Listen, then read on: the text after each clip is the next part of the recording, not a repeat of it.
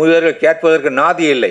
ஒருவன் பிளாட்பாரத்திலே ஒருத்தன் மூக்கிலே ரத்தம் சிந்தி கிடக்கிறான் என்றால் அவனை பற்றி கவலைப்பட யாரும் இல்லை. அப்படிப்பட்டவர்களை குறிவைத்து தான் அந்த ஒரு சர்வதேச மாபியா இறங்கிடுவான் ஒரு கதையை முடித்தேன்.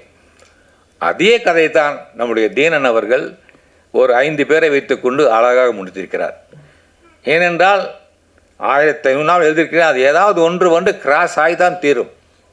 எல்லாமே அவர்களுக்கு தனி இவர்களுக்கு தனி கிடையாது. எல்லாமே நான் எழுதி முடித்து விட்டேன். இனி எழுதுவதற்கு எந்த ஒரு களப்பணியும் கிடையாது. இப்பொழுது புதிதாக ஒரு கதை ஆரம்பித்திருக்கிறேன். குமுதத்தில் ஒரு தொடர்கதை, வேகமாய் வா விவேக். அது எந்த கதை என்றால்,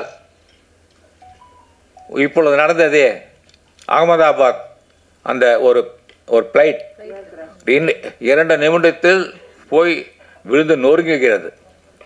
இது ஒரு செய்தி, இது ஒரு விபத்து என்று சொல்லி முடித்து விட்டார்கள். ஏதோ மறந்தும் விட்டார்கள். காம்பன்சேஷன் கிடைத்து அவர்கள் வாழ்க்கையில் செட்டில் ஆகிவிட்டார்கள். ஆனால் நான் மட்டும் விழித்து கொண்டு பார்க்கிறேன். அந்த விபத்தா இல்லை சதியா